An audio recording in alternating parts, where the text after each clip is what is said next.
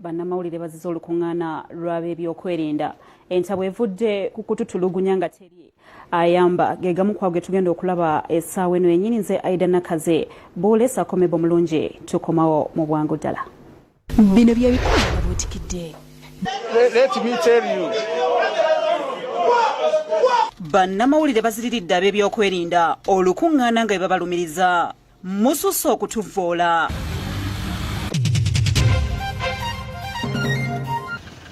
Amuriat yazobye ne poliisi ng'agenda okuba kampeyini mu disitulikiti gye zaawereddwa.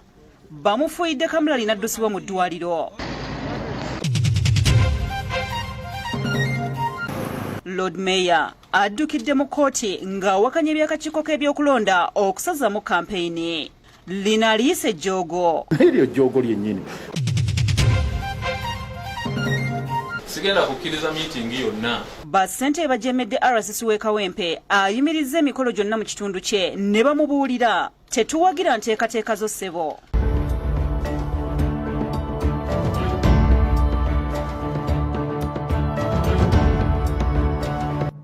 Mu bujuvu tugatandise ne bannamawulire abagasakira ku ssengejjero eriya gavumenti ery'amawulire mu Kampala baziriridde abakuumaddembe olukuŋŋaana olunaku olwaleero nga bagamba nti bakooye okuvvoolwa nga bakola emirimu gyabwe. Bino we bijjidde nga bannamawulire ab'enjawulo banyiga biwundo oluvannyuma lw'okukubibwa olunaku olw'eggulo e Masaka. Enkyera leero bannamawulire abagasakira ku media center bakeddegenda mu kifo ekyokukola omulimu gwabwe nga bulijjo. Basimbye kamera zaabwe ne likoda zaabwe ne bawuliriza bulungi akulira ebyobufuzi magye Meja General Henry Masiko abadde azze okwogera ku bikujjuko by'olunaku lwa Ttale 6 eby'omwaka ogujja ng'eggye PDF liweza emyaka 4 bukyanga litondebwawo. Masika ategeeza ng'ebikujjuko ebigenda okubeera e Masaka n'alambula ne byonna ebigenda okukolebwa omuli n'okuzimba ekkaddizo ly'amagye erina abalisookedde ddala mu ggwanga lyattu Uganda. And tomorrow His Excellency will lay a foundation stone for the construction of the first ever National Military Museum. Ategeeza nti olwa COVID-19 tebajja kusinkana bantu bangi nga bakweyambisa emikutu gy'amawulire. Bino byonna nga Meja Masiko amaze okubibuulira bannamawulire abawadde omukisa okumwokya ebibuuzo era byanukule. There is freedom for media, and if media can't express itself, then why should we keep celebrating Ttale 6? Omu ku bannamawulire amubuuzizza ensonga lwaki ab'ebyokwerinda basusse okuvvoola bannamawulire nga bayita mu kubatiya gaasi ssaako n'amasasi nga naba mu kiseera kino banyiga biwundu nga n'abalala banyiga ebitundu by'omubiri ensonga z'amaka ne bazeenenya. People die. My father no longer plays sex. That's important. I'm telling you, I have a child. My wife is poor. She's a 26-year-old girl. Fellow journalists. We did not get an apology from our officer. Let us walk away for once and for all. We shall come back. Before you walk away, let me tell you. Walk. Let them realize we shall come back. Kyokka ennyanukula ya Meja Masiko ebaddemu okubalaata ekinyezeza bannamawulire ne bakwata kamera zaabwe okwakkana nga bamulese Katuuti yekka n'omukuumi we mpozi n'omwogezi w'ekitongole kya poliisi mu ggwanga Fred Enanga. Bwakati mu bannamawulire okweri omukuju ne beekandaga mu lutemya lwa maaso poliisi ebadde emaze okuyungula abawanvu n'abampi mu ngeri erabisengeyo okwagala okukwata bannamawulire kyokka oluvannyuma bapondoose ne bavaawo nga tebalina gwe bagenze naye. Wano omwogezi wa poliisi mu ggwanga Fred Enanga alaajanye wakati mu kutegeeza nga bamanya omugaso gw'abamawulire era beetondedde ku mbeera yonna eyabaddewo. N'ategeeza nga batandise okunoonyereza ku by'abannamawulire abakubiddwa olunaku olw'eggulo. Why should we dub you as enemies? That is not there. Even in this incident of massacre, I told Ali Mivulo of NTV, please, can you bring forward the digital evidence you say you have, showing that the commanders were targeting journalists? We need that evidence, you get it, so that it can help us to come up with interventions. Olunaku olw'eggulo bannamawulire okuli Ashraf Kasiri ewa Ghetto TV ne Radio 1 yakubiddwa ne bamwasa omutwe. Ali Mivule owa NTV ssaako ne Lutaaya nabo bapookya na biwundu nga babadde bakola emirimu gyabwe e Masaka nga bakwata amawulire g'omu ku beesimbyewo okuvuganya kuba President Robert Kyagulanyi Ssentamu ekyaviiriddeko n'abakuumaddembe okubatiya gaasi mu ddwaliro Lubaga abamu ku balwadde gye babadde baleeteddwa okufuna obujjanjabi.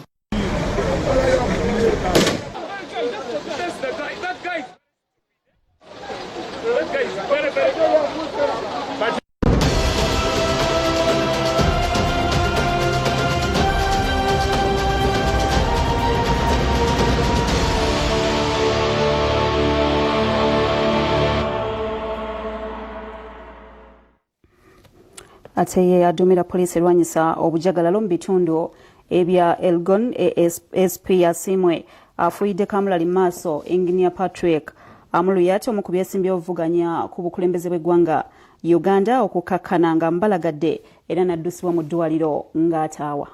Munaye FDC Engineer Patrick Oboya Muriat akedde genda kunoonya kalulu mu bitundu bya Elgoni akanamutuusa kuba pulezidenti mu kulonda kw'omwaka ogujja. Kyokka ku ssaawa 4 ez'okumakya ku kyalo Muwaayo ekisangibwa e Bugiri okumpi n'ensalo ya Busiya nga POA yolekera ettolo n'embale asanze abakuumaddembe bamusazeeko dda. Balagidde POA okudda gy'ava oba si kyo ayingire mu mmotoka ye bamutwale gy'abadde alaga nga takuyeze bantu. Let us comply. No, I don't know. Also, we want to comply, but we have to comply with lawful order. Okay, let's just comply.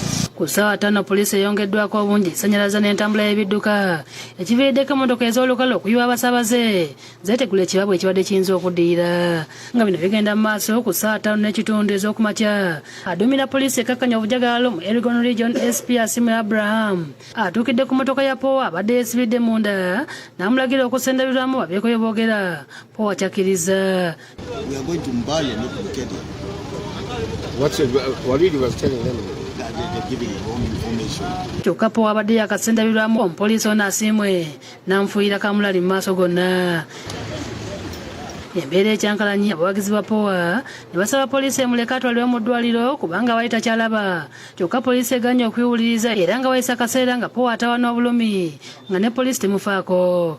Abeefudisi bamugye mu mmotoka ye okumutwala mu ddwaliro kyokka poliisi era ebadde aduumira Afande Asimwe ono ebamuggyeko n'emusa ku kabangalirayo kwemutwalidde ku ddwaliro lya First Line Medical Center erisangibwa emabega wa Town Council y'e Bugiri.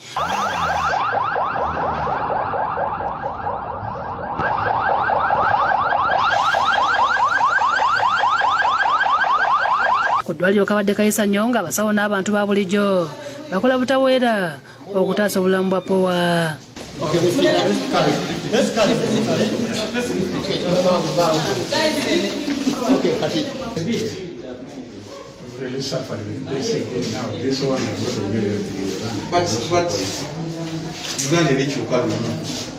Kino kidiridde ku lw'omukaga lwa Sabbiiti ewedde ssentebe w'akakiiko k'ebyokulonda omulamuzi Simon Byabakama okuwera kampeyini mu disitulikiti 13 ng'ezimu ku zino POA gy'abadde ayolekera okunoonya akalulu oluvannyuma lw'okutegeeza ku olwo nti tagenda kuzikiza kubanga akakiiko k'ebyokulonda kali tekamuwandiikidde mu butongole. Ne tugamba nti kakati enjire bantu baffe yabaganye okugoberera ebiragiro n'abawagizi baganye okugoberera ebiragiro kati okuba campaign meetings campaign enkungana za campaign omubifu ebyo ziyimiriziddwa. We await official communication from the Electoral Commission. Olunaku olwo ssentebe w'akakiiko yategeeza nti aneesigiza n'akuba enkungana zino abakuumaddembe bakumukolako nga kyandiba nga SP Asimwe abadde asaba ebiragiro by'akakiiko ka byakulonda mu nkola. Ffenna tugondere ebiragiro ebiriwo kati. Anes Kyaze yakusakidde eggulu eno ku Lwabukedde TV. Iyo omulodi w'ekibuga Kampala Salongo Elias Lukwago addukidde mu kkooti enkulu etuula ku Twitter wano mu Kampala ng'ayagala eyimirize ekiragiro eky'akakiiko ak'ebyokulonda ekimiriza kampeyini ng'agamba nti tekiri mu mateeka. Ekiragiro kino kyayisiddwa ssentebe ow'akakiiko ak'ebyokulonda Simon Byabakama ekyewanisizza abanoonya obululu emitima. Ku lw'omukaga lwa wiiki ewedde ssentebe w'akakiiko k'ebyokulonda omulamuzi Simon Byabakama yasinzidde ebbanda n'ategeeza nga bwe bayimiriza kampeyini z'ebyobufuzi ng'egula Sabbiiti nga 2 n'ekitundu Bannayuganda balonde pulezidenti ssaako n'ababaka wa palamenti ng'ennaku z'omwezi 14 omwezi ogujja. Kakati enjire bantu baffe yabaganye okugoberera ebiragiro enkungana za kampeyini omubifu ebyo ziyimiriziddwa n'okuba olwaleero. Yategeeza nti okusalawo kuno wasinzira ku wabula kwa minisitule y'ebyobulamu nga kulaga nga COVID-19 bwe yeeyongedde mu disitulikiti 13 eza Uganda. Era ne batubuulira nti kati waliwo bifo bye tulaga nti ebyo byo ate byanja bya nsuso mu kirwadde kino ngeri gye kisaasaanyeemu. Kati nkyalero munnamateeka era Lord Mayor wa Kampala Salongeri Yasirukwago addukidde mu kkooti enkulu etula ku Trade Tower mu Kampala mu maaso g'omulamuzi Musa Sekana ng'ayagala kkooti esazeemu ekiragiro kino tikubanga tekiri mu mateeka. Lukwago agamba nti ssente w'akakiiko k'ebyokulonda omulamba teyawandiikidde beesimbyewo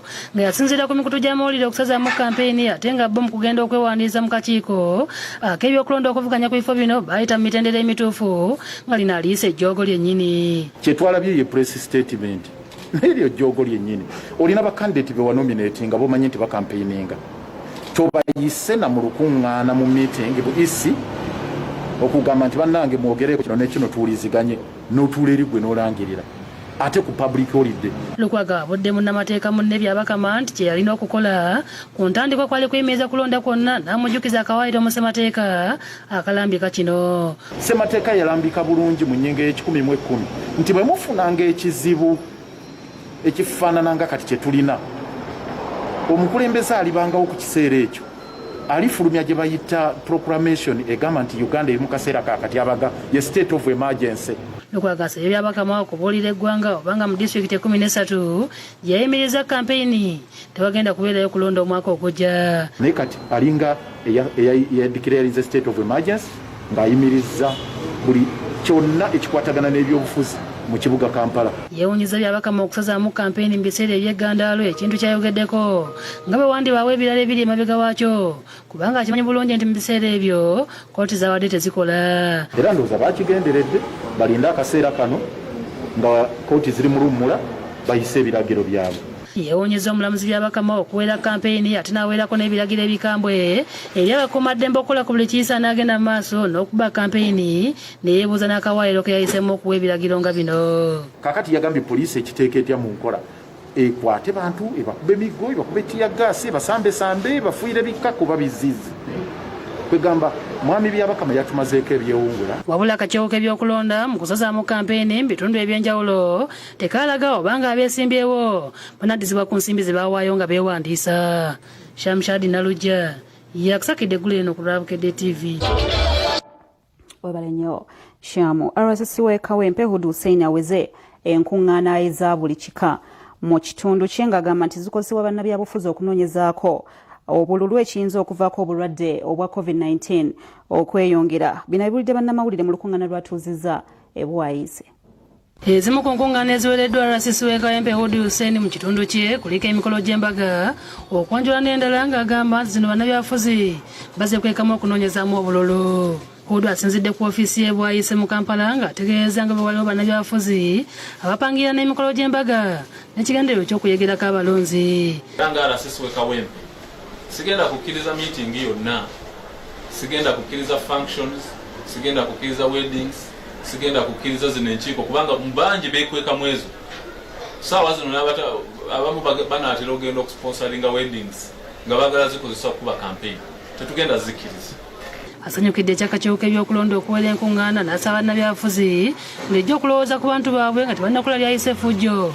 Nga kino akijja ku bannamawulire abakubiddwa nga batambula n'omu ku beesimbyewo Robert Kyagulanyi Ssentamu ssaako n'omukuumi we yafudde. Tetwagala kufiirwa munnayuganda yenna naye kya bukumpanya okwebuzaabuza nti ofuddeyo nnyo nti kubanga waliwo afudde naye ng'ate gwe osanyuse lwa nsonga oyagala kikozesa ate kunoonyezaako kalulu.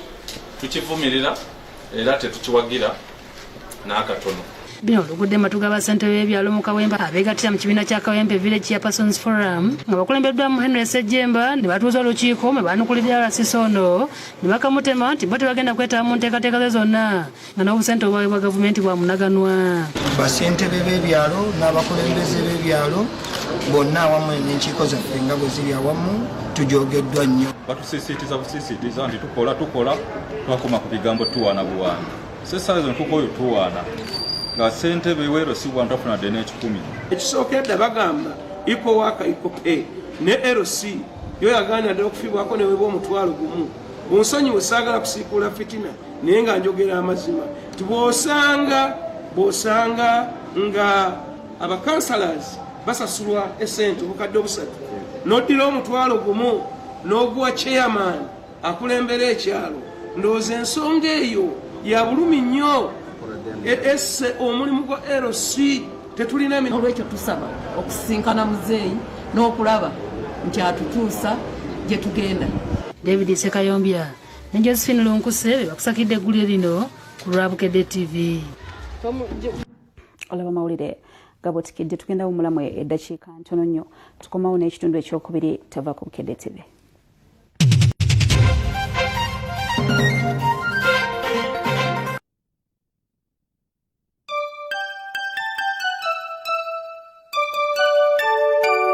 We wish you a Merry Christmas. We wish you a Merry Christmas. We wish you a Merry Christmas and a Happy New Year. Good tidings we bring to you and your kin. We wish you a Merry Christmas and a Happy New Year. My granddaughter bought a Techno Common 16S and won a fridge. My son also won a TV and is always teaching his boy how to swim in the middle of my house. My girls are always glued to their new phones, enjoying free 3GB data from MTN for the next 3 months. That means you hear Adebasukuru driving on their new phones. This Christmas, Techno has done it. Buy the Techno Common 16S or the Spark 5 and win instant prizes. I choose peace for ng'omuzadde manyi nti obulamu bwa famire yange obulungi bwebusooka era neetaaga okubayamba okutandika buli lunaku n'ekyekya ekirungi y'ensonga lwaki nalondawo tip